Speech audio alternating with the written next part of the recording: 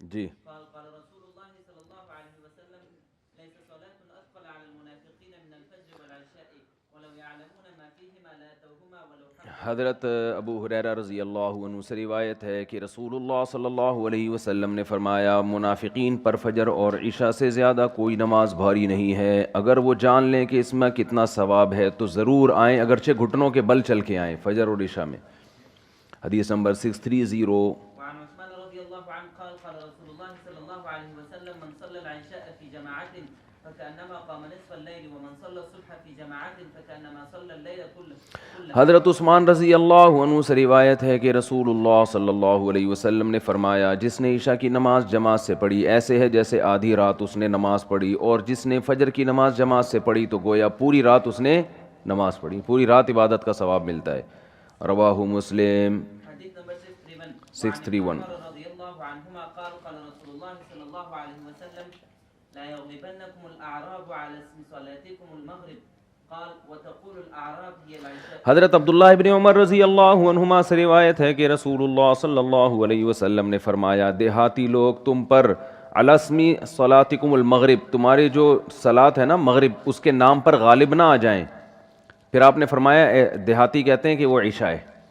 کیا مطلب؟ جو عرب کے گاؤں دیہات کے لوگ تھے وہ مغرب کی نماز کو عشاء کہا کرتے تھے، کیونکہ رات میں ہوتی ہے نا وہ بھی، تو آپ نے فرمایا کہ عرب اس میں تم پہ غالب نہ آ جائیں، یعنی تم اس کو مغرب ہی کہا کرو، ایسا نہ ہو کہ جو اعرابی ہیں گاؤں دیہاتوں کے لوگ ہیں وہ اس کو عشاء کہہ کے ایسا نہ ہو کہ تم پہ غالب آ جائیں اور تم بھی عشاء کہنا شروع کر دو۔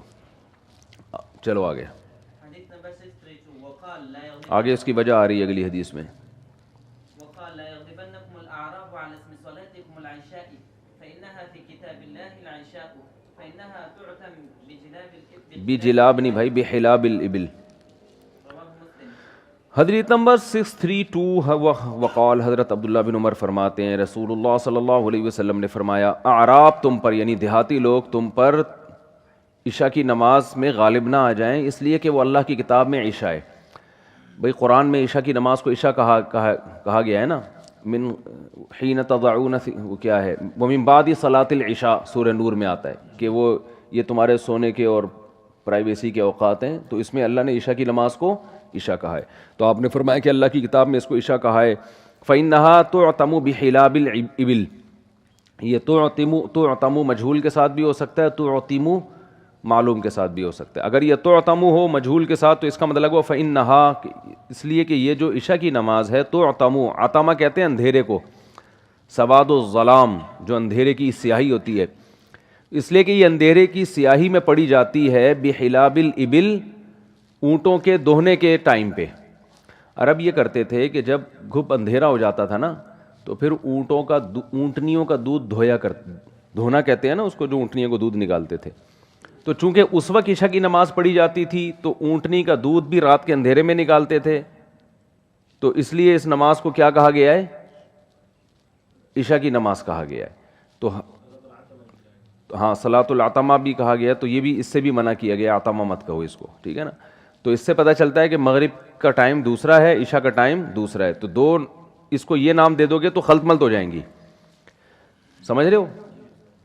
چلیں ہاں، اب سوال یہ پیدا ہوتا ہے کہ خود حدیث میں بھی تو عشاء کی نماز کو عتمہ کہا گیا ہے نا، تو یہاں حدیث کے الفاظ ہے لا یغلبنکم، اس سے پتہ چل رہا ہے کہ عتمہ کہنے پر پابندی نہیں ہے، اتنا کہنا شروع کر دینا کہ اس کا نام ہی چینج ہو جائے، وہ غالب آ جائیں تم پر، اس سے منع کیا گیا۔ اور یہ بھی بعض حضرات نے تعویل کیا کہ نبی صلی اللہ علیہ وسلم نے شروع میں اس نماز کو عتمہ کہا ہے، یعنی سواد اندھیری رات والی نماز، لیکن جب قرآن نے اس کو صلاۃ العشاء کہہ دیا تو پھر آپ صلی اللہ علیہ وسلم نے اس کو عتمہ کہنے سے منع کر دیا۔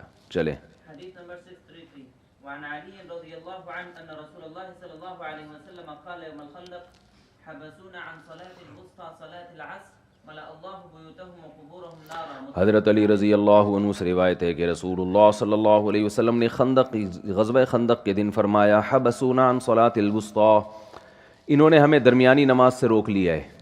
آپ کی عصر کی نماز قضا ہو گئی تھی نا، تیر اندازی بہت زیادہ تھی، اور اس وقت جنگ میں نماز پڑھنے کا طریقہ بھی نازل نہیں ہوا تھا، اور عبادات توقیفی ہوتی ہیں، اس میں اخفل طریقہ نہیں چلتا۔ کہ پڑھ ہی نہیں سکتے تھے باقاعدہ جماعت کے ساتھ قبلے کی طرف رخ کر کے، تو بعد میں پھر اللہ نے آیتیں نازل کی کہ جنگ میں کیسے نماز پڑھنی ہے. تو آپ کی عصر کی نماز قضا ہو گئی تو آپ صلی اللہ علیہ وسلم نے فرمایا اللہ ان کو ہلاک کر دے. ایک دوسری حدیث میں یہاں ہے ملا اللہ بیوتہم وقبورہم نارا، اللہ ان کے گھر اور قبروں کو آگ سے بھر دے. اتنا آپ کو غضب آیا. حبسونا عن صلاۃ الوسطی، انہوں نے ہمیں درمیانی نماز سے روک لیا، یعنی عصر کی ہماری نماز قضا کروا دی. یہ جو قرآن مجید میں آتا ہے اللہ تعالیٰ کا ارشاد حافظوا علی الصلوات والصلاۃ الوسطی، نمازوں کی حفاظت کرو، خاص طور پر درمیانی نماز. تو صلاۃ الوسطی کسے کہتے ہیں یہ بھی اختلافی مسئلہ ہے. امام شافعی رحمہ اللہ تعالیٰ اس سے فجر کی نماز مراد لیتے ہیں. ٹھیک ہے نا، فجر کی نماز اس طرح سے کہ وہ یعنی ظہر اور عصر جو ہے نا یہ دن کی نمازیں ہیں، مغرب عشاء اندھیرے کی نمازیں ہیں. تو دن اور اندھیرے کی نمازوں کے بیچ میں کون سی نماز ہے؟ فجر ہے. لیکن خود شوافع نے یہ کہا ہے کہ حضرت امام شافعی رحمۃ اللہ علیہ جو تھے وہ اتنی اس بارے میں صحیح احادیث موجود ہیں تو یا تو وہ روایت ان تک نہیں پہنچی ہوگی، ورنہ یہ ہو نہیں سکتا کہ اتنی واضح روایت کے بعد بھی امام شافعی یہ قول کریں. تو یعنی گویا کہ بعد کے جو متاخرین شافعیہ ہیں انہوں نے بھی اس کو امام شافعی کی طرف یعنی اس قول کے نسبت کو ایک اچھمبے کی بات قرار دی ہے. بعض چیزیں امام شافعی کی طرف منسوب ہیں. اب اگر امام شافعی کی یہ بات کتاب الام میں ہے پھر تو ٹھیک ہے، امام شافعی کا قول ہے. لیکن بہرحال اس بارے میں آگے روایات آ رہی ہیں، خود نبی صلی اللہ علیہ وسلم سے ساری روایات منقول ہیں. تو بعض صحابہ سے بھی اس کے خلاف منقول ہے، لیکن جمہور اسی طرف گئے ہیں کہ اس سے مراد عصر کی نماز ہے، کیونکہ اس میں واضح حدیث موجود ہے. اور ویسے بھی جب آپ درمیانی نماز کا بولتے ہو تو فوراً جو ذہن متبادر ہوتا ہے وہ عصر کی طرف متبادر ہوتا ہے. سمجھتے ہو؟ چلیں. الفصل الثاني حديث نمبر 634 عن ابن مسعود سمرة بن جندب رضی اللہ عنہما 634. الله صلى الله عليه وسلم صلاة الوسطى صلاة العصر. حضرت نبی کیا ہوا کہ نبی صلی اللہ علیہ وسلم سے نے فرمایا کہ صلاۃ الوسطی صلاۃ العصر ہے، درمیانی نماز کون سی ہے؟ عصر کی نماز ہے. حديث نمبر 635 وعن أبي هريرة رضي الله عنه عن النبي صلى الله عليه وسلم في قوله تعالى إن قرآن الفجر كان مشهودا قال تشهده ملائكة الليل. قرآن میں آتا ہے نا ان صلاۃ الفجر کان مشہودا، فجر کی نماز ایسی ہے جس میں حاضری ہوتی ہے. یہ جو عامل ہوتے ہیں نا یہ تو حاضری کر دیں گے موکلین کی، موکل حاضر ہوتے ہیں. تو اس میں حدیث میں آتا ہے کہ اس سے کیا مراد ہے؟ فرشتے اس نماز میں حاضر ہوتے ہیں. تشہدہ ملائکۃ اللیل، رات کے فرشتے اس میں حاضر ہوتے ہیں. وملائکۃ النہار، اور دن کے فرشتے جانے کے لیے، رات کے فرشتے جانے کے لیے، دن کے فرشتے آنے کے لیے. الفصل الثالث حديث نمبر 636 عن زيد بن ثابت وعائشة رضي الله عنهما قال الصلاة الوسطى صلاة الظهر رواه مالك عن زيد والترمذي عنهما رضي الله تعلیقاً پتہ ہے نا کسے کہتے ہیں؟ روایت نیچے کی سند مذکور ہو، اوپر کی سند حذف کر دی جائے. حضرت زید بن ثابت اور حضرت عائشہ رضی اللہ عنہما سے روایت ہے کہ صلاۃ الوسطی صلاۃ الظہر ہے، درمیانی نماز کون سی ہے؟ نماز ظہر. تو یہ ان کی اپنی رائے ہے، کیونکہ نبی صلی اللہ علیہ وسلم سے انہوں نے براہ راست کچھ سنا نہیں تھا تو ان کی اپنی رائے تھی. لیکن صحیح بات کیا ہے؟ مرفوع حدیث موجود ہے اس میں، تو ان حضرات تک یہ حدیث نہیں پہنچی ہوگی. چلیں حديث نمبر 637 وعن زيد بن ثابت رضي الله اب اس کی وجہ بیان کر رہے ہیں زید بن ثابت کہ صلاۃ ظہر کیوں ہے، صلاۃ ظہر صلاۃ وسطیٰ کیوں ہے. وہ حضرت زید بن ثابت کا اپنا اجتہاد ہے تو اس اجتہاد کی وجہ بیان کر رہے ہیں یہ. جی کان رسول اللہ صلی اللہ علیہ وسلم یصلی الظہر بالحاجرۃ ولم یکن یصلی صلاۃ اشد علی اصحاب رسول اللہ صلی اللہ علیہ وسلم منها. حضرت زید بن ثابت فرماتے ہیں کہ نبی صلی اللہ علیہ وسلم ظہر کی نماز بالکل شروع میں پڑھتے تھے نا، ابتدائی وقت میں، اور صحابہ کرام پر ظہر سے زیادہ مشکل نماز کوئی تھی نہیں، کیونکہ انتہائی شدید گرمی ہوتی تھی. عرب کی گرمی دوپہر کی وہ بھی بہت مشہور تھی. اتنا تھا کہ صحابہ روایات میں آتا ہے کہ سردے میں جو ہے نا کپڑا رکھ کے سردہ کرتے تھے، زمین اتنی گرم ہوتی تھی. فرماتے ہیں پھر اس پر قرآن کی آیت نازل ہوئی حافظوا علی الصلوات والصلاۃ الوسطی، کہ نمازوں کی حفاظت کرو خصوصاً درمیانی نماز کی. وقال، اور زید بن ثابت فرماتے ہیں ان قبلها صلاتین وبعدها صلاتین، دیکھو اس سے پہلے بھی 2 نمازیں اور اس کے بعد بھی 2 نمازیں. تو یہ ان کا اپنا اجتہاد ہے. سمجھتے ہو؟ چلیں وہ ظہر سمجھ رہے ہیں کہ بھئی وہ مشکل تھی تو شاید اللہ نے اس کی تاکید کے لیے یہ آیتیں نازل کی ہیں کہ یہ قضا نہ ہو جائے کہیں. چلیں جی. حدیث نمبر 638 وعن مالك بلغه أن علي بن أبي طالب وعبد الله بن عباس رضي الله عنهما كان يقولان الصلاة الوسطى صلاة الصبح رواه في الموطأ. اچھا یہ موطا میں روایت ہے. حضرت امام مالک فرماتے ہیں کہ ان تک یہ خبر پہنچی ہے کہ علی ابن ابی طالب اور عبداللہ ابن عباس رضی اللہ عنہما فرمایا کرتے تھے کہ درمیانی نماز صبح کی نماز ہے. یہ جو طرز مؤلف نے اختیار کیا ہے نا عن مالکن، اس پر شارحین نے کلام کیا ہے کہ امام مالک تو اس کے راوی نہیں ہیں، وہ تو مخرجین میں سے ہیں نا، تخریج کی ہے انہوں نے. تو ہونا یہ چاہیے تھا کہ عن علی ابن ابی طالب، علی ابن ابی طالب سے مروی ہے اور عبداللہ بن عباس سے. تو جو راوی ہوں جو امام مالک کو نقل کر کے سنا رہے ہیں ان کا نام آنا چاہیے تھا. امام مالک کیا ہیں؟ رواہ مالک فی الموطا، یوں ہونا چاہیے تھا.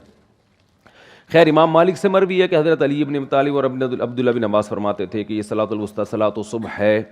یہ قول، یہ سند بھی اس کی ضعیف ہے، کمزور ہے. اور دوسری بات اس لیے بھی کہ حضرت علی نے ہی پیچھے روایت کیا ہے صحیح حدیث کہ نبی صلی اللہ علیہ وسلم نے درمیانی نماز جو خندق میں جو ہے نا، تو یہ اس کے بھی خلاف ہے. حضرت علی تو خود فرما چکے ہیں پیچھے کے عصر کی نماز کے بارے میں، اور یہ سند کے لحاظ سے بھی ضعیف ہے. چلیں حدیث نمبر 639 ورواه الترمذي عن ابن عباس وابن عمر رضي الله عنهم تعليقا. جی، حدیث نمبر یہ ترمذی میں روایت کی ہے. جی. وعن سلمان رضي الله عنه قال سمعت رسول الله صلى الله عليه وسلم يقول من غدا إلى صلاة الصبح غدا براية الإيمان ومن غدا إلى السوق غدا براية إبليس. 640 حضرت سلمان فارسی رضی اللہ عنہ سے روایت ہے کہ میں نے رسول اللہ صلی اللہ علیہ وسلم کو یہ فرماتے ہوئے سنا، جو صبح کی نماز کے لیے جائے گا تو وہ ایمان کے جھنڈے کے ساتھ صبح نکلتا ہے، اور جو بازار کی طرف چلا جاتا ہے وہ ابلیس کے جھنڈے کے ساتھ نکلتا ہے. یہ پرانے زمانے کے وقت ہے جب لوگ صبح صبح بازار میں جایا کرتے تھے. کراچی میں تو کل ایک بندہ، آج فجر میں ایک بندہ مجھے ملا، وہ یہ ہمارا دوست ہے، اس کا میں نے بیان میں قصہ بھی سنا ہے، جو 2:30 بجے ناشتہ کرتا تھا نا، صبح 2:30 بجے. تو میں نے اس سے پوچھا، میں نے کہا یار، کہہ رہے آپ نے جب میرے بارے میں بیان کیا اور وہ سمجھایا تو مجھے بہت غیرت آ گئی ہے. میں نے کہا اب کیا کر رہے ہو؟ کہہ رہا میں صبح جلدی اٹھتا ہوں، آج فجر کا واقعہ ہے.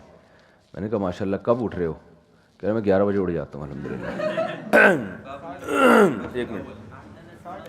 جی بسم اللہ الرحمن الرحیم. باب الاذان، حدیث نمبر 641، اذان کا باب ہے. الفصل الاول. ذکر النار والناقوس.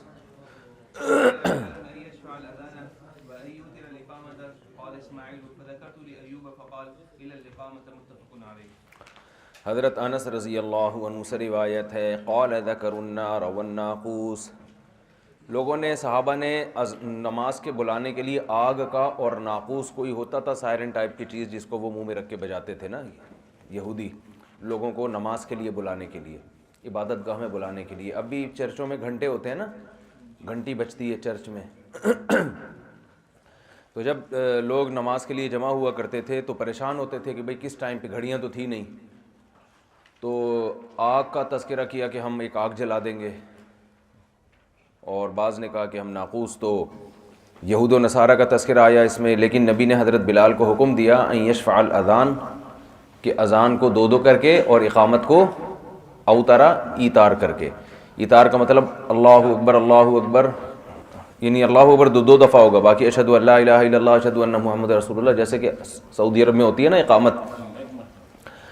تو اذان کے جو پوری تفصیل آگے حدیثوں میں آ رہی ہے کہ نبی صلی اللہ علیہ وسلم کو وحی بھی ہوئی کہ نماز کے بلانے کے لیے اذان دینی ہے، اور زید ابن ارقم رضی اللہ عنہ کو، عبداللہ ابن زید کو اور حضرت عمر رضی اللہ تعالیٰ عنہ کو خواب بھی آیا. یہ دونوں نے خواب بتایا کہ ہمیں اس طرح ایک فرشتہ آیا، اس نے اس طرح سے اذان کہی ہے. تو اس خواب کی وحی سے تائید ہو گئی. تو اس طرح سے اذان مشروع ہوئی ہے. اچھا، اس میں ہے کہ اقامت ایتار کے ساتھ، تو دونوں طرح کی حدیثیں حضرت بلال سے، اقامت میں ایتار بھی منقول ہے اور شفع بھی منقول ہے کہ 2. تو احناف نے شفع والی روایت کو ترجیح دی ہے کیونکہ اس میں اللہ کا ذکر زیادہ ہے. جائز دونوں طرح سے اقامت ہے. سمجھتے ہو؟ ہمارے ہاں یہ رواج ہے نا، اشہد ان لا الہ الا اللہ اشہد ان لا الہ الا اللہ 2 دفعہ پڑھتے ہیں. تو ایتار بھی جائز ہے اور شفع بھی. اختلاف فقہا کا اس میں ہے کہ افضل کیا ہے. شوافع حنابلہ کے نزدیک افضل یہ ہے کہ ایتار، اور حنفیہ کے نزدیک افضل ہے شفع. تو روایتیں دونوں صحیح حدیث ہیں. چلیں. وعن ابی محذورة رضی اللہ عنہ قال القى علی رسول اللہ صلی اللہ علیہ وسلم التأذین هو بنفسه فقال قل اللہ اکبر اللہ اکبر اللہ اکبر اللہ اکبر جی. اشهد ان لا الہ الا اللہ اشهد ان لا الہ الا اللہ اشهد ان محمد رسول اللہ اشهد ان محمد رسول اللہ ثم تعود فتقول اشهد ان لا الہ الا اللہ اشهد ان لا. جی حدیث نمبر 642 حضرت ابو محذورہ رضی اللہ عنہ فرماتے ہیں کہ مجھے نبی صلی اللہ علیہ وسلم نے بذات خود اذان سکھائی ہے. مجھے نبی نے بذات خود اذان سکھائی، اور اس میں آپ نے یہ سکھایا کہ تم یوں کہا کرو اللہ اکبر اللہ اکبر اللہ اکبر اللہ اکبر اشہد ان لا الہ الا اللہ اشہد ان لا الہ الا اللہ اشہد ان محمد رسول اللہ اشہد ان محمد رسول اللہ ثم تعود. پھر آپ نے فرمایا پھر دوبارہ پڑھو اشہد ان لا الہ الا اللہ اشہد ان لا الہ الا اللہ اشہد ان محمد رسول اللہ اشہد ان محمد رسول اللہ. اس کو ترجیح کہتے ہیں. ترجیح کہتے ہیں کہ شہادتین جو ہے نا اس کو 4 دفعہ پڑھا جائے. یہی امام شافعی رحمہ اللہ تعالیٰ کا مذہب ہے کہ اذان وہ کہتے ہیں باقی تو اسی طرح سے جیسے جمہور اذان دیتے ہیں، لیکن کلمہ شہادت کو 2 کے بجائے 4 دفعہ کہا جائے گا. پہلی دفعہ میں ذرا ہلکا، دوسری دفعہ میں اور زیادہ اونچی آواز سے. سمجھتے ہو؟ اچھا یہ پہلے حدیث مکمل کر لوں. حی علی الصلاۃ حی علی الصلاۃ حی علی الفلاح حی علی الفلاح اللہ اکبر لا الہ الا اللہ رواہ مسلم. یہ امام شافعی اذان کے بارے میں جو بیسک کلمات ہیں اس پر تو چاروں ائمہ کا اتفاق ہے. اختلاف 2 چیزوں میں ہے. ایک اختلاف یہ ہے کہ اللہ اکبر جو شروع میں ہم کہتے ہیں اللہ اکبر، پھر دوبارہ کہتے ہیں اللہ اکبر اللہ اکبر، تو امام مالک کے ہاں یہ 2 دفعہ ہے، 4 دفعہ نہیں ہے. سمجھتے ہو؟ امام مالک کے ہاں یہ 2 دفعہ ہے، 4 دفعہ نہیں ہے. باقی اذان ان کی ویسی ہے جیسے ہماری، جیسے ہم حنفی اذان دیتے ہیں اور حنابلہ اذان دیتے ہیں. اور ان کی دلیل صحیح ہے مسلم کی حدیث ہے جس میں 2 دفعہ اللہ اکبر کا تذکرہ ہے. صحیح ہے نا؟ جمہور کی دلیل وہ کثیر روایات ہیں جن میں 4 دفعہ اللہ اکبر کا تذکرہ ہے. سمجھتے ہو؟ بھئی کیا ہو گیا؟ پہلے پڑھ چکے ہیں؟ کہاں پڑھا ہے؟ 3 سال سے پڑھ رہے ہیں. ماشاءاللہ ماشاءاللہ، تو رٹ گیا ہوگا آپ. اچھا باقی امام مالک نے مسلم کی اس حدیث کو ترجیح دی ہے عمل اہل مدینہ کی وجہ سے. وہ کہتے ہیں اہل مدینہ کی جو اذان ہے اس میں 2 دفعہ اللہ اکبر ہے، تو وہ نبی کی اذان کو زیادہ سمجھتے ہیں کیونکہ نبی کی وہاں وفات ہوئی. آپ کو پتہ ہے امام مالک کا باقاعدہ اصول ہے کہ جب حدیثوں میں تعارض ہوتا ہے تو عمل اہل مدینہ. جمہور نے ان روایات کو ترجیح دی جو حضرت بلال سے اور حضرت ابو محذورہ سے. 3 مشہور مؤذن تھے نبی صلی اللہ علیہ وسلم کے دور میں، حضرت بلال، عبداللہ ابن ام مکتوم جو نابینا صحابی تھے، اور تیسرے حضرت ابو محذورہ. تو زیادہ تر اذان کی حدیثیں انہی سے مروی ہیں. تو ان تمام حدیث میں 4 دفعہ کا تذکرہ ہے. صحیح ہے. اور حضرت ابو محذورہ جو ہمیشہ اذان دیتے رہے ہیں اور حضرت بلال جو ہمیشہ دیتے رہے ہیں وہ 4 دفعہ دیتے رہے، تو اس لیے اس کو ترجیح ہے. دوسرا اختلاف ہے امام شافعی کا جمہور سے. امام مالک، امام احمد ابن حنبل اور امام ابو حنیفہ، ان تینوں کے ہاں کلمہ شہادت اشہد ان لا الہ الا اللہ اشہد ان لا الہ الا اللہ 2 دفعہ ہے، اشہد ان محمد رسول اللہ بھی 2 دفعہ ہے، جبکہ امام شافعی کے ہاں 4 دفعہ. اور امام شافعی کی دلیل حضرت ابو محذورہ والی حدیث ہے. جمہور کی دلیل کیا ہے کہ حضرت بلال سے جب بھی اذان منقول ہے اور حضرت بلال پوری زندگی جو اذان دیتے رہے اس میں 2 دفعہ کلمہ شہادتین ہے، اور اذان میں حضرت بلال کو جو فضیلت ہے وہ باقی حضرات کو نہیں ہے، کیونکہ نبی کے ہمیشہ سفر اور حضر میں جو مؤذن رہے ہیں وہ حضرت بلال رہے ہیں، وہ حضرت ابو محذورہ نہیں رہے، بلکہ وہ کون رہے ہیں؟ حضرت بلال رہے ہیں. تو اس لیے اس کو ترجیح دی گئی ہے. رہا یہ مسئلہ کہ اس کا پھر جواب کیا ہے حضرت ابو محذورہ کا، تو اس کی حدیث میں تعویل کی گئی ہے کہ حضرت ابو محذورہ بچے تھے جب نبی ان کو اذان سکھا رہے تھے، تو انہوں نے ہو سکتا ہے پہلی مرتبہ، کیونکہ یہاں تعلیم اذان ہے نا، تو تعلیم کے لیے بعض دفعہ ایک لفظ کو 2 دفعہ ریپیٹ کیا جاتا ہے کہ دوبارہ پڑھو. تبھی کہا جاتا ہے کہ پہلے انہوں نے آہستہ پڑھا تو نبی نے ان کو حکم دیا کہ زور سے پڑھو، تو وہ یہ سمجھے کہ یہ اذان کا حصہ ہے. سمجھتے ہو؟ وہ یہ سمجھے کہ یہ اذان کا حصہ ہے. وہ پوری زندگی اسی طرح اذان دیتے رہے, تو یہ ان کی یعنی خاصیت تھی کہ وہ یہ سمجھ بیٹھے کہ یہ اذان کا حصہ ہے, حالانکہ یہ اذان کا حصہ نہیں تھی. لیکن صحابہ نے ان کو منع اس لیے نہیں کیا کہ انہوں نے نبی سے خود یہ سنا ہے, تو اب ان کو کس بیس پہ منع کریں؟ ان کو تو نہیں روک سکتے نا. ان کی رائے یہ تھی کہ اذان کا حصہ ہی. یہ تعویل کی تو جاتی ہے, مگر آگے حدیث آ رہی ہے وہ اس تعویل کی قبول نہیں کرتی, کیونکہ اس میں باقاعدہ یہ الفاظ ہیں کہ نبی نے فرمایا تم نے 4 دفعہ الفاظ کہنے. سمجھتے ہو؟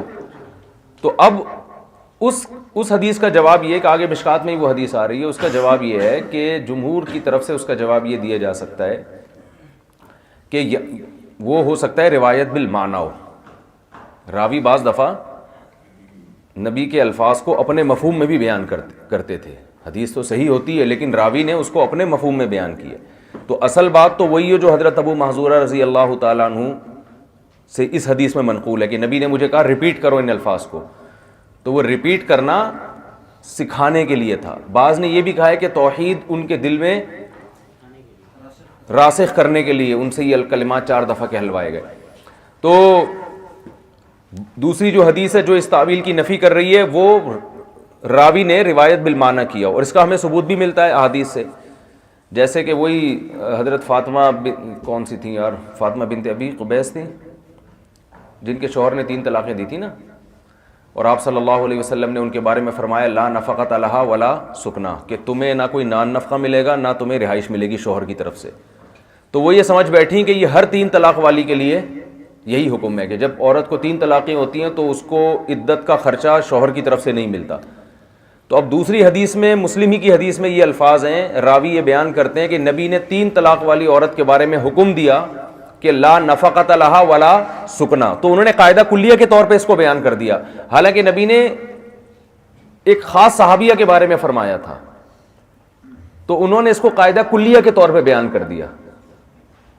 لیکن جمہور نے اس کو نہیں لیا, قاعدہ کلیہ کے طور پہ نہیں لیا, ایک واقعہ کے ساتھ خاص کیا ہے. کیونکہ وہ کہا جاتا ہے کہ وہ ناشزہ تھیں, تو ناشزہ کے لیے نہیں ہوتا, سکنا اس کو نہیں ملتا, نفقہ اس کو نہیں ملتا, وہ عدت وہاں گزارے گی. کیونکہ نفقہ تو سکنا کے عوض میں ملتا ہے نا, کہ وہ شوہر کی وجہ سے محبوس ہے, حق زوج کی وجہ سے محبوس ہے. تو جو کسی کے حق کی وجہ سے محبوس ہوتا ہے, باؤنڈ ہوتا ہے, تو اس شخص پر لازم ہوتا ہے اس کا نان نفقہ. تو یہ ممکن ہے کہ یہ روایت بالمعنی ہو. اور اگر ہم یہی کہیں کہ نہیں بھئی یہ روایت بالمعنی نہیں ہے, باقاعدہ نبی نے ان کو 4 دفعہ ہی حکم دیا تھا, تو یہ ان کی خصوصیت ہے, حضرت ابو محذور رضی اللہ تعالیٰ عنہ کی خصوصیت ہے. تو انڈونیشیا, ملیشیا میں ہم نے دیکھا ہے کہ وہ 4 دفعہ ہی کلمہ شہادت پڑھا جاتا ہے. تو دونوں طرف حدیث میں ملتا ہے. تو چلے جی. الفصل الثاني عن ابن عمر رضی اللہ عنہ قال كان الأذان على عهد رسول الله صلى الله عليه وسلم مرتين والإقامة مرة غير أنه كان يقول قد قامت الصلاة رواه أبو داود والنسائي. حضرت عبداللہ بن عمر رضی اللہ عنہ سے روایت ہے کہ رسول اللہ صلی اللہ علیہ وسلم کے زمانے میں اذان 2 مرتبہ ہوتی تھی اور اقامت 1 مرتبہ ہوتی تھی. ہاں یہ ضرور ہے کہ قد قامت الصلاة کے الفاظ بھی 2 دفعہ ہوتے تھے. یہ جمہور کے مسلک کی تائید ہے کہ اذان تو 2 مرتبہ ہوگی اور اقامت 1 مرتبہ ہوگی. البتہ اس میں اشکال ہوتا ہے کہ شروع میں اللہ اکبر تو 4 مرتبہ ہے نا, شروع میں اللہ اکبر تو 4 مرتبہ ہے, تو 2 مرتبہ کا تو ائمہ 4 میں کوئی بھی قائل نہیں ہے. تو یہ تقریباً انہوں نے کہہ دیا کہ باقی تمام کلمات 2 مرتبہ ہو رہے ہیں, تو اس لیے انہوں نے تقریباً جو ہے نا کہ زیادہ تر کلمات تو 2 دفعہ ہو رہے ہیں نا, تو یہ 4 دفعہ ہو گئے, تو 4 دفعہ بھی 2 دفعہ کر کے ہی 4 دفعہ ہوں گے نا. یعنی اللہ اکبر 2 دفعہ ہو گیا, پھر اللہ اکبر 2 دفعہ ہو گیا.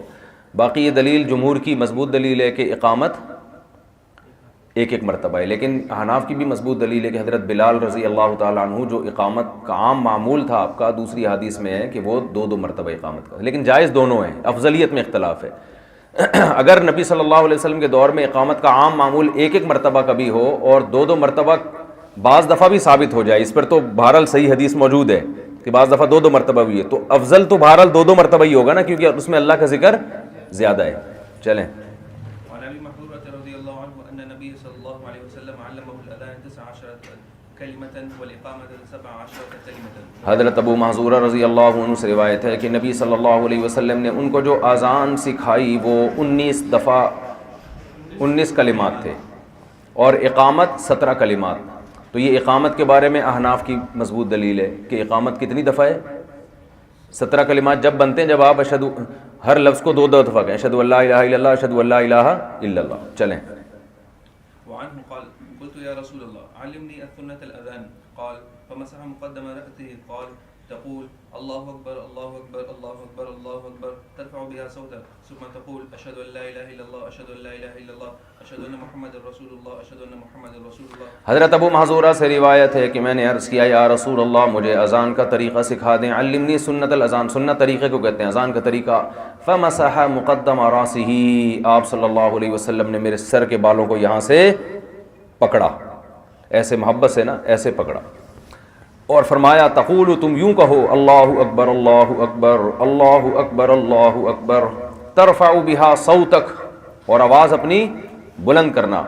ثم تقول، پھر کہنا اشہد ان لا الہ الا اللہ اشہد ان لا الہ الا اللہ اشہد ان محمد رسول اللہ اشہد ان محمد رسول اللہ، تخفض بها صوتک، اور آواز کو اپنی پست رکھنا. اچھا میں نے شاید الٹا کہہ دیا تھا کہ شروع میں پست 4 دفعہ، 2 دفعہ آہستہ اور 2 دفعہ تیز آواز سے، اس طرح ترجیح ہوتی ہے.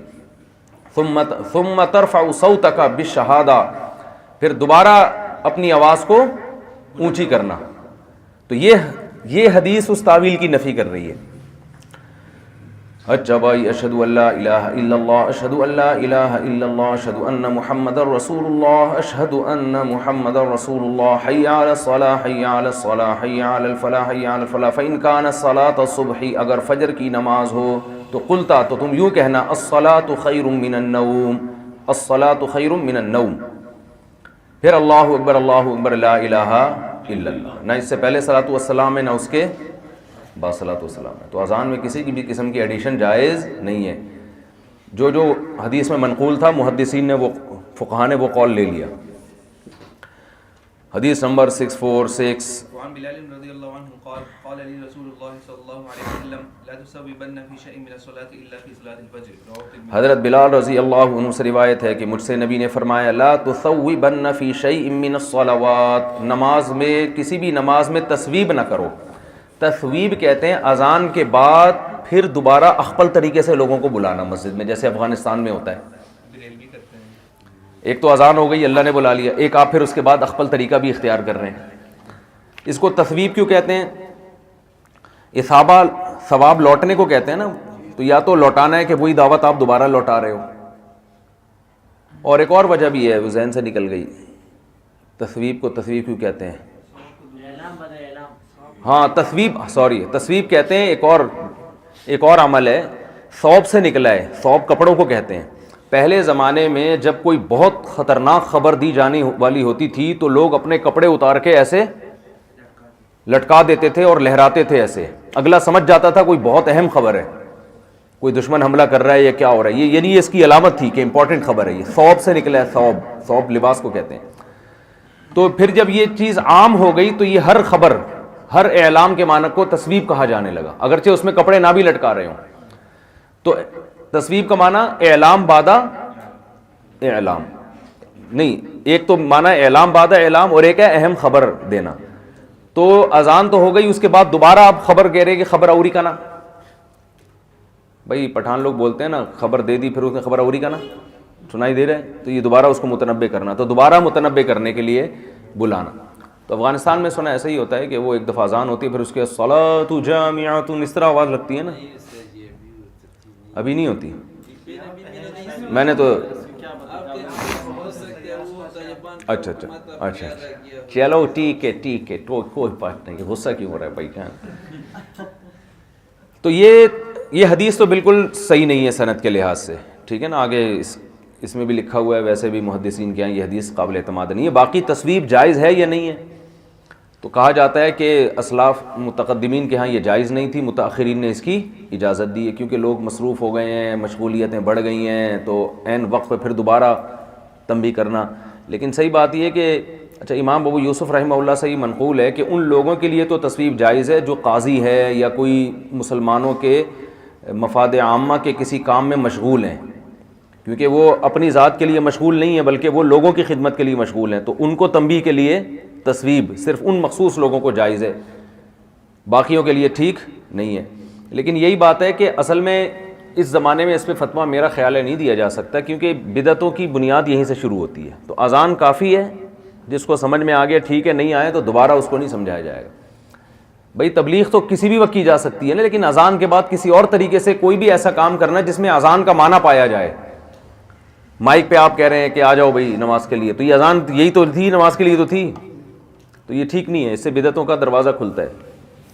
چلیں، وعن جابر رضي الله عنه أن رسول الله صلى الله عليه وسلم قال لبلال إذا أذنت فترسل وإذا قمت فاحذر واجعل بين أذانك وإقامتك قدر ما يفرغ الآكل من أكله والشارب من شربه والمعتذر إذا دخل لقضاء حاجته ولا تقوموا حتى تروا عن النبي۔ حضرت جابر رضی اللہ عنہ سے روایت ہے کہ رسول اللہ صلی اللہ علیہ وسلم نے حضرت بلال سے فرمایا جب تم اذان کہو فترسل تو ٹھہر ٹھہر کے، اذان تھوڑا آرام سے ہوتی ہے نا، وَإِذَا أَقَمْتَ فَاحْذُرْ اور جب اقامت کرو تو جلدی جلدی، وَاجْعَلْ بَيْنَ أَذَانِكَ وَإِقَامَتِكَ قَدْرَ مَا يَفْرُغُ الْآكِلُ مِنْ أَكْلِهِ اور اذان اور اقامت کے درمیان اتنا وقفہ رکھو کہ کھانا کھانے والا کھا چکے اور پانی پینے والا پی لے۔ والمعتصر، اعتصار کہتے ہیں نچوڑنا، عصیر نچڑی ہوئی چیز کو کہتے ہیں نا، تو یہ کنایا ہے، کیونکہ آدمی قضائے حاجت کرتا ہے تو اپنے پیٹ کو خالی کر دیتا ہے، تو صاف طور پر قضائے حاجت کا تذکرہ نہیں کیا گیا بلکہ اس کو کنایہ میں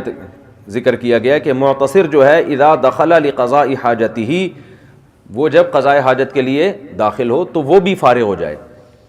ولا تقوموا حتى ترونی اور جب تک مجھے مصلی پہ نہ دیکھ لو کھڑے نہ ہو، یعنی امام سے پہلے ہی لوگ کھڑے ہو جاتے ہیں نا، تو نبی اپنے حجرے سے محراب کی طرف سے تشریف لاتے تھے، تو جب تک میں نہ آ جاؤں مجھے کھڑے نہ ہوا کرو۔ یہ حدیث بھی سند کے لحاظ سے بہت ضعیف ہے، سمجھتے ہو؟ اچھا، اس میں یہ ہے، یہ جو ہے نا اذان ہو تو ٹھہر ٹھہر کے، اس میں علامہ ابن حجر رحمہ اللہ نے یہ بات لکھی ہے کہ اذان کو اتنا ٹھہر کے دینا کہ تجوید کے اصول کی خلاف ورزی ہو جائے، یہ جائز نہیں ہے۔ اور انہوں نے ملا علی قاری رحمۃ اللہ علیہ نے ان سے نقل کیا ہے کہ حی علی الصلاۃ حی علی الفلاح، یہ اللہ اکبر کے الف کو زیادہ کھینچنا یہ بھی جائز نہیں ہے۔ تو اس پہ ملا علی قاری رحمۃ اللہ نے لکھا ہے کہ حی علی الصلاۃ حی علی الفلاح کے الف جب حالت وقف ہوگی تو اس پہ مد جائز ہے۔ تو ابن حجر کی اس بات پہ انہوں نے اشکال کیا کہ جب مد ہے تو جائز ہے نا، تو اس سے اتنی بات تو پتہ چل جاتی ہے کہ جہاں مد نہ ہو وہاں بہرحال جائز نہیں ہے۔ تو اس سے حضرت مفتی رشید احمد صاحب رحمۃ اللہ علیہ کی اس بات کی بھرپور تائید ہوتی ہے کہ یہ جو اذانوں کو اتنا کھینچا جا رہا ہے نا، اللہ اکبر، یہ کون سا قاعدہ ہے بھائی؟ یہ تو پتہ نہیں کہاں سے نکالا ہے قاعدہ، یہ کہاں سے ہو گیا؟ تو اس میں بہرحال یہ کراہت سے خالی نہیں ہے، یہ آپ اس کو ناجائز نہ بھی کہیں، بہرحال یہ خالی انل کراہا نہیں ہے یہ عمل، سمجھتے ہو؟ چلو، ہاں، تصویب اللہ فی صلاۃ الفجر کا مطلب الصلاۃ خیر من النوم کہہ سکتے ہو، کہ اس میں اذان کے علاوہ یہ جملے ہیں نا کہ اس کو گویا تصویب قرار دیا، لیکن یہ حدیث صحیح نہیں ہے سند میں، تو چھوڑو اس کو، ہم نے کیا کریں، چھوڑو۔ وعن زياد بن خالد السدائي رضي الله عنه قال أمرني رسول الله صلى الله عليه وسلم أن أذن في صلاة الفجر فأذنت فأراد بلال أن يقيم فقال رسول الله صلى الله عليه وسلم إن أخا سداء قد أذن ومن أذن فهو يقيم۔ ہاں، حضرت زیاد ابن حارث سدائی فرماتے ہیں مجھے نبی صلی اللہ علیہ وسلم نے حکم دیا کہ میں فجر کی اذان کہوں، میں نے اذان دی، پھر جب نماز کا ٹائم آئے تو حضرت بلال نے اقامت کا ارادہ کیا، تو نبی نے فرمایا سدا تم بھائی نے اذان دی ہے تو جو اذان دے وہی اقامت دے۔ تو مسئلہ یہی ہے کہ جائز تو کوئی بھی اقامت دے سکتا ہے، لیکن حق کس کا ہے؟ مؤذن کا حق ہے کہ اقامت وہ دے، لیکن اس کی اجازت سے کوئی دوسرا دے سکتا ہے۔ اگر آپ نے اقامت دے دی اور امام چینج ہو گیا ہے، لیکن ایک بندہ امام بن رہا تھا دوسرا تو اقامت کی تبدیلی کی ضرورت نہیں ہے۔ دیکھو، اذان میں تکرار مشروع ہے، اذانیں ایک نماز کے لیے کئی بھی دی جا سکتی ہیں۔ حرم میں 4 اذانیں ہوتی تھی جب لاؤڈ سپیکر ایجاد نہیں ہوا تھا، رش بہت ہوتا تھا نا، آبادی بڑھ گئی تھی، تو مسجد حرام کے چاروں جو گنبد ہیں ان پہ 4 مؤذن کھڑے ہو کر اذان دیتے تھے۔ رائے گنج میں بھی ایسا ہی ہوتا تھا، جب تک اسپیکر استعمال نہیں ہو رہا تھا تو بہت سارے لوگ اذانیں دیتے تھے ایک نماز کے لیے، کیونکہ اذان کی آواز پہنچتی نہیں تھی۔ تو اذان میں تکرار جائز ہے، ایک نماز کی کئی اذانیں ہو سکتی ہیں، لیکن اقامت ایک ہی ہے۔ چلو، صحیح اقامت کرنے والا خود امام بن سکتے ہیں؟ ہاں بن سکتا ہے، خود ہی اقامت کر کے آگے ہو جائے۔ ایک مسجد میں ایک اذان ہو گیا، پھر دوسرا کیا، دوسرا اذان، پھر یہ تیسرا کیا، تو بھی ٹھیک ہے، الفصل الثالث نہیں، ایک ہی مسجد میں ایک اذان ہو گیا، اب تو مائک ہو رہے ہیں نا، جب وہ اذان سب تک پہنچ گیا تو دوسرا کیوں اذان دے رہا ہے؟ بجلی نہیں تھی، ایک نے اذان دے دیا. آپ بجلی نہیں تھی یا اذان دے دیا تو پھر دوبارہ اذان دی جا سکتی ہے، بجلی آ گئی تو بھی ٹھیک ہے.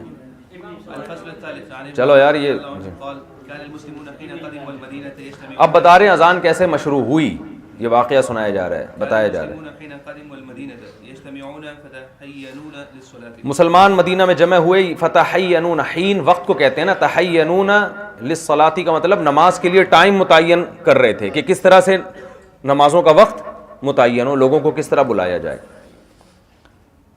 وليس ينادي بها أحد. کوئی بھی ان کو بلاتا نہیں تھا نماز کے لیے. فتكلموا يوما في ذلك. ایک دن سب نے بیٹھ کے تذکرہ کیا، بھائی یہ کیا کیا جائے، ہمیں پتہ ہی نہیں چلتا، جماعت نکل گئی.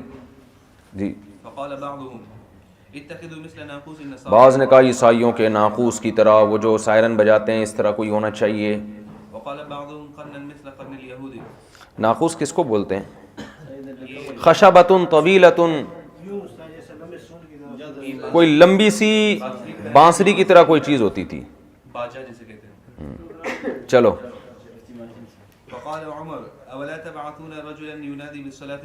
فقال رسول الله صلى الله عليه وسلم يا بلال. حضرت عمر نے فرمایا کوئی ایسا بندہ نہ بھیجا جائے جو نماز کے لیے لوگوں کو بلایا کرے، بندہ جائے گلی گلی محلے محلے جا کے، لیکن نبی نے فرمایا بلال کھڑے ہو جاؤ اور لوگوں کو نماز کے لیے بلاؤ. تو یا تو اس سے اذان مراد ہے یا یہی مراد ہے کہ ویسے بلاؤ. پھر بعد میں حضرت عمر کو بھی خواب آیا اور عبداللہ ابن زید کو بھی خواب آیا، سمجھتے ہو؟ اور نبی نے بھی حکم دیا پھر اذان کا. خواب شرعی حجت نہیں ہوتا، لیکن جب نبی کے حکم سے اس کی تائید ہو گئی تو پھر شرعی حجت بن گیا. اس سے کوئی یہ کہہ سکتا ہے نا کہ مجھے بھی خواب آیا کہ یہ والی اذان دینی چاہیے، تو آپ خواب سے کوئی شرعی مسئلے کا مستحب ہونا بھی ثابت نہیں ہو سکتا، یہ ذہن میں رکھو. سمجھتے ہو؟ کسی حدیث کا صحیح ہونا یا ضعیف ہونا، بعض واقعات ایسے ملتے ہیں اسلاف کے کہ وہ حدیث کو ضعیف کہتے تھے، خواب آیا کہ یہ تو صحیح حدیث ہے، نبی نے آ کے خواب میں بتایا کہ صحیح حدیث ہے، تو انہوں نے اس کو صحیح کہنا شروع کر دیا. بعد میں اس پہ علماء نے رد کیا ہے کہ بھائی صحیح اور حدیث کے صحت اور ضعف یہ ایک شرعی چیز ہے، اس کے شرعی اصول ہیں، ان اصولوں پر حدیث کو صحیح یا ضعیف قرار دیا جائے گا. کسی کو خواب میں بھی نبی بھی آ کے کہہ دینا کہ یہ صحیح حدیث ہے تو اس سے شرعی مسئلہ تبدیل نہیں ہوگا. اگر وہ حدیث اصولوں پہ پوری اترتی ہے تو صحیح ہے، نہیں اترتی تو ضعیف ہے. سمجھتے ہو؟ رائی مسئلہ کہ نبی تو خواب میں آگے آئے تو وہ شیطان نبی کی صورت اختیار نہیں کرتا، تو بھئی اس کی تعویل کی جائے گی نا، اس کی ایسی تعویل کی جائے گی. یہ تو ٹھیک ہے کہ نبی خواب میں آتے ہیں تو سچا خواب ہوتا ہے، لیکن نبی جو کہہ رہے ہیں اس کا مفہوم بھی وہی ہوتا ہے، یہ تھوڑی ہے.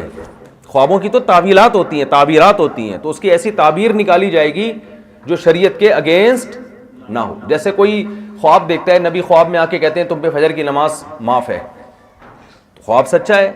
نبی آئے ہیں، اسی حیت پہ آئے ہیں جو احادیث میں آپ صلی اللہ علیہ وسلم کی سیرت ہمیں ملتی ہے، آ کے آپ نے بتایا کہ ایسے ہے، لیکن نماز پھر بھی فرض رہے گی تو ہم اس کی تعویل کریں گے، کوئی ایسی تعبیر نکالیں گے کہ جو شریعت کے اگینسٹ نہ ہو. اب وہ کیا نکالیں گے تو کسی کو آئے گا تو نکالیں گے نا، خام خواہ میں بیٹھ کے فرضی چیزیں کیوں نکالنا شروع کر دیں. تو صحیح کوئی تعویل بنتی نہیں سوائے یہ کہ صحیح اگر ایک شخص دعا مانگتے کہ یا اللہ مجھے پیغمبر کے ذریعے یہ بات پتہ جائے، اور آپ کو خواب دیکھتے کہ بھائی آپ جس بارے میں سوچ رہے ہو یہ درست ہے یا غلط ہے، تو اس میں دو ہی نہیں نہیں نہیں نہیں نہیں، یہ کچھ بھی تعویل کی جائے گی. نہیں نہیں نہیں نہیں، بالکل ایسا نہیں ہے، ایسا نہیں ہے. اگر بعض اسلاف سے منقول ہے مگر دوسروں نے رد بھی کیا ہے ان کے اوپر، یہ صحیح نہیں ہے. چلیں خوابوں پہ، یہ جو یہود و نصارہ کا پورا دین ہے نا، آپ کو پتہ ہے بیڑا غرق خوابوں سے ہوا ہے ان کا. الہامات کر کے نا انہوں نے تورات اور انجیل میں ایڈیشن شروع کر دی تھی، الہامات اور خواب. قادیانیت اس پہ چل رہی ہے، قادیانی سے ہمارے پہلے بڑے بحث مناظرے ہوتے تھے، تو خوابوں پہ آ جاتا تھا. ہمیں خواب میں حضرت فلاں دامت نبی آئے، انہوں نے کہا کہ مرزا کو یوں کہو، مرزا بہت نیک ہے، فلانا نیک ہے. تو خواب سے کوئی شرعی مسئلے کا استحباب بھی ثابت نہیں ہوتا، سمجھتے ہو؟ اپنی ذات میں بھی شرعی مسئلے کی حد تک تبدیلی نہیں ہو سکتی. آپ کی ذات کے لیے بھی وہ کام اگر مستحب نہیں تھا تو مستحب نہیں بنے گا.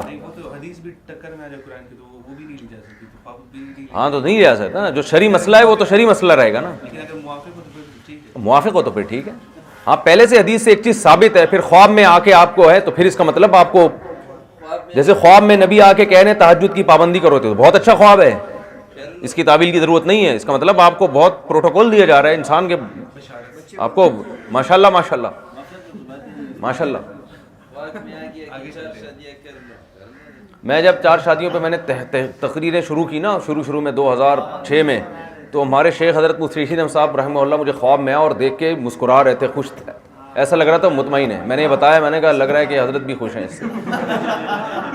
حضرت بزبان حال کہہ رہے ہیں میں تو چلا گیا کاش. ٹھیک ہے نا، چلو بھائی.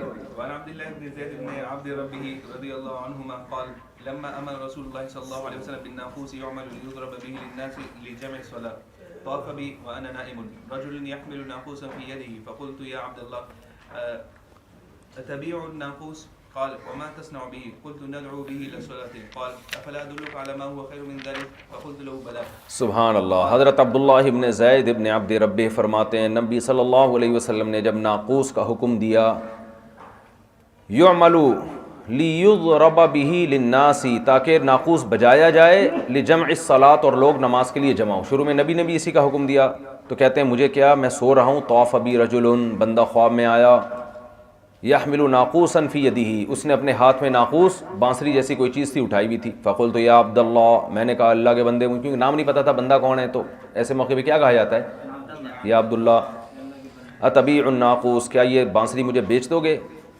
اس نے کہا ما تصنع به، کیا کرو گے تم بھائی اس کا؟ قلت ندعو به الى الصلاۃ، ہم اس کے ذریعے لوگوں کو نماز کے لیے بلائیں گے. قال افلا ادلک، اللہ اکبر، علامہ، کتنی زبردست اللہ نے ہم پہ نعمت کی یار، ہمیں اذان دے دی. تو اذان سے متعلق حدیثیں پڑھتا ہوں تو بہت اللہ کا شکر ادا کرتا ہوں یار، یہ کتنا بڑا اللہ کا، یہ خاصیت بھی صرف مسلمانوں کو ملی ہے. یہود و نصارہ کتنا عرصہ زمین پہ رہے ہیں، حکومتیں کی ہیں، لیکن فضاؤں میں اللہ کی تکبیر نہیں بلند کر سکتے تھے. یہ فضاؤں میں انہیں اجازت نہیں تھی کہ اللہ کا نام اس طرح سے فضاؤں میں بلند کریں. یہ اس امت کا خاصہ ہے کہ اس امت کو یہ حکم دیا، اجازت نہیں، حکم دیا گیا ہے کہ جہاں بھی دنیا میں جائیں گے 5 ٹائم اللہ کی کبریائی، نبی کی رسالت کی گواہی، اور اللہ کی توحید کی گواہی، اور اللہ کی کبریائی، یہ 5 ٹائم فضاؤں میں بلند کریں گے. کتنی بڑی فضیلت ہے. تو یہ اس کی بنیاد، یہ خواب بنی، یہ خواب بنا اس کی بنیاد. فرمایا فلا ادلک علی ما هو خیر من ذلک، کیا میں تمہیں نہ بتاؤں اس سے بہتر؟ فقلت له، میں نے کہا ضرور. فقال تقول اللہ اکبر الی آخری، پوری اذان پڑھی انہوں نے، وقد الاقامہ، اسی طرح پوری. تو میں نبی صلی اللہ علیہ وسلم کے پاس آیا. وفات بھائی کو کیا ہو گیا، ایک دم بیٹھ گئے. اچھا بھائی، میں نبی کے پاس آیا، فاخبرتہ بما رأیت، جو خواب میں نے دیکھا تھا آپ صلی اللہ علیہ وسلم کو بتایا. فقال انہا لرؤیا حق، انشاء اللہ تعالی، اللہ نے چاہا تو یہ خواب سچا ہے. فقم مع بلال، جاؤ بلال کے ساتھ، فالقی علیہ ما رأیت، ان کو سکھاؤ جو تم نے دیکھا ہے. فیؤذن بہ، وہ لوگوں کو بلائیں. فانہ اندی صوتا منک، اس لیے کہ ان کی آواز تمہاری آواز سے اونچی ہے، بلند ہے. فقمت مع بلال فجعلت القیہ علیہ ویؤذن بہ، میں نے بلال کو سکھایا، وہ اذان دینے لگے. قال فسمع بذلك عمر بن الخطاب وهو في بیتہ، حضرت عمر گھر میں تھے، انہوں نے حضرت بلال کی اذان کی آواز سنی. فخرج یجر رداءہ، اپنی چادر گھسیٹتے ہوئے نکلے، یعنی اتنا بھی ٹائم نہیں ملا کہ پراپر طریقے سے کپڑے پہن لیتے. ان کو بڑا، کیونکہ وہ بھی یہ خواب دیکھ چکے تھے. وہ جیسے ہی رات کو خواب آیا، انہوں نے یہی خواب، کہتے ہیں نا آرم اسٹرانگ جو چاند پر گیا تو اذان کی آواز سنی تھی نا اس نے، پھر نیچے آ کے مسلمان ہو گیا تھا، مصر میں گیا، قاہرہ میں سنی ہے. تو یہ جو حکیم سعید صاحب نے یہ واقعہ نقل کیا تھا ہمدرد میں، اگر حکیم سعید صاحب نقل نہ کرتے تو میں اس واقعے کو نہیں مانتا. وہ بڑے مستند آدمی تھے، وہ ایسے ہی پھینکو نہیں تھے. یہ جو چاند پہ جس نے پہلا قدم رکھا تھا نا، نیل آرم اسٹرانگ، اس نے اذان کی آواز سنی تھی تو اس نے اگنور کر دیا. جب یہ آیا مصر میں کہیں گیا تو قاہرہ میں نا اس نے اذان کی آواز سنی، تو پھر اس نے بتایا کہ میں نے یہ آواز چاند پہ بھی سنی ہے. پھر اس نے تحقیق کے مسلمان ہو گیا، لیکن اس کی وہ سب چیزوں کو کہا جاتا ہے کہ چھپا دیا گیا تھا، اس کو وہ نمایاں نہیں ہونے دیا. خیر، تو حضرت عمر نے جب یہ اذان، ویسے خواب آیا ہوگا، انہوں نے اگنور کر دیا ہوگا کہ بھئی آیا خواب میں کچھ بھی آ سکتا ہے. جب یہ سنا کہ یہ تو وہی کلمات ہیں، تو اپنی چادر گھسیٹتے ہوئے نکلے اور کہنے لگے یا رسول اللہ والذی بعثک بالحق، اس ذات کی قسم جس نے آپ کو حق کے ساتھ بھیجا ہے، لقد رأیت مثل ما اریا، میں وہی چیز دیکھ رہا ہوں جو مجھے رات کو دکھائی گئی تھی. ارا یوری اراتن سے یہ دوسرے کو دکھایا گیا خواب میں. ہاں اریا جو اس کو دکھایا گیا خواب میں. اریا اگر متکلم کا صیغہ ہوتا تو ارا ہوتا نا, ارا. تو یہ صیغہ واحد مذکر غائب فعل ماضی مجہول سوری با کی طرح اریا. ان کو وہی دکھایا گیا ہے جو ان کو دکھایا گیا, اللہ کی قسم وہ میں نے بھی دیکھا ہے. فقال رسول اللہ صلی اللہ علیہ وسلم فللہ الحمد, آپ نے فرمایا اللہ کے لیے حمد ہے, یعنی آپ اس پہ خوشی کا آپ نے اظہار کیا. چلیں آگے. وعن ابی بکرۃ قال خرجت مع النبي لصلاة الصبح فكان لا يمر برجل إلا ناداه بالصلاة أو حركه برجله رواه أبو داود. کہتے ہیں میں نبی صلی اللہ علیہ وسلم کے ساتھ فجر کی نماز کے لیے نکلا تو آپ جب بھی کسی کے پاس سے گزرتے تو ان کو نماز کے لیے بلاتے اور اپنے پاؤں سے حرکت دے کے اٹھاتے ان کو. ٹھیک ہے, جب آپ سوتے ہو کو اٹھانا چاہیے جب آپ نماز کے لیے جا رہے ہو, سمجھتے ہو. یہ جو کہتے ہیں پیر سے نہیں مارنا چاہیے, پیر سے مارنا نہیں چاہیے, ہوتا ہے پیر سے حرکت دینا. تو اس میں اس کا ہے کہ سامنے والا کس لیول کا ہے. اپنے کسی ابا کو یا ماموں کو آپ پاؤں سے اٹھائیں گے وہ غصہ ہو جائے گا, شاگردوں کو اٹھائیں تو وہ غصہ نہیں ہوتے. تو ادب کا یا عزت کا تعلق عرف سے بہت زیادہ ہوتا ہے, سمجھتے ہو. پھر دوسرا پاؤں لگا کہاں رہے ہو, ناک پہ اس کے انگوٹھا سکھا رہے ہو اس کو, یہ بھی ہے, اور پاؤں پہ پاؤں لگا رہے ہو تو یہ بھی ٹھیک ہے, سمجھتے ہو.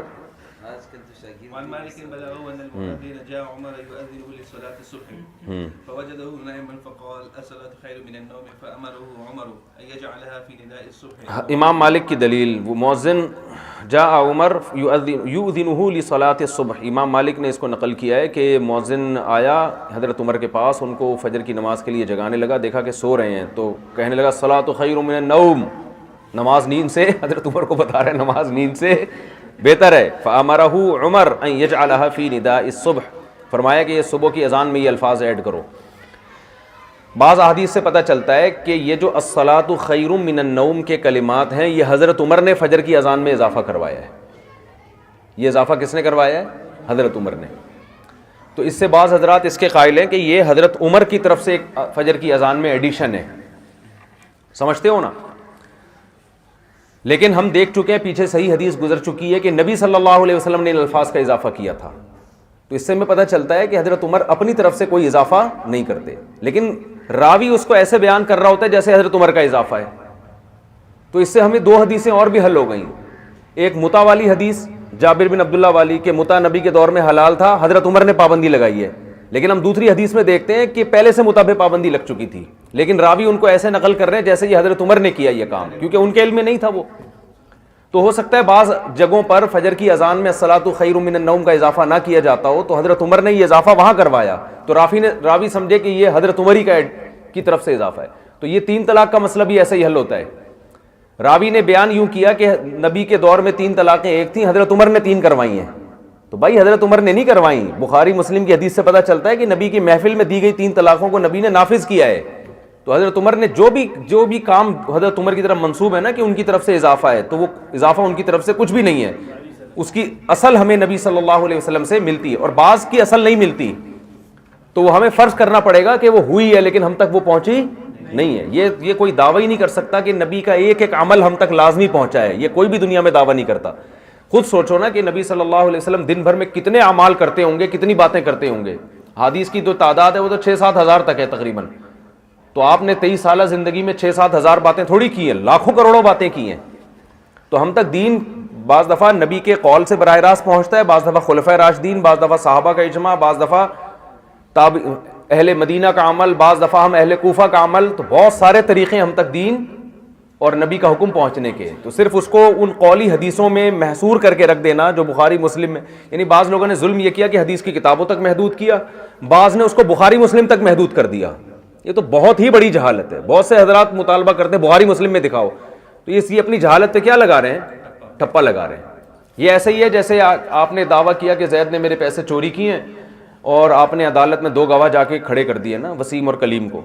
تو زید کہہ رہا ہے کہ وسیم کلیم نہیں, ستار اور غفار گواہی دیں گے تو مانوں گا, کیونکہ میں انہی 2 کی گواہی مانتا ہوں. تو یہ ایسے ہی ہے کہ بخاری مسلم میں دکھاؤ گے تو مانیں گے ورنہ نہیں. تو یہ دور جہالت کا ہے, سمجھتے ہو. اور اگلا کہتا ہے ماشاءاللہ مستند بات کرتا, بھائی بخاری مسلم سے ہٹتا ہی نہیں ہے.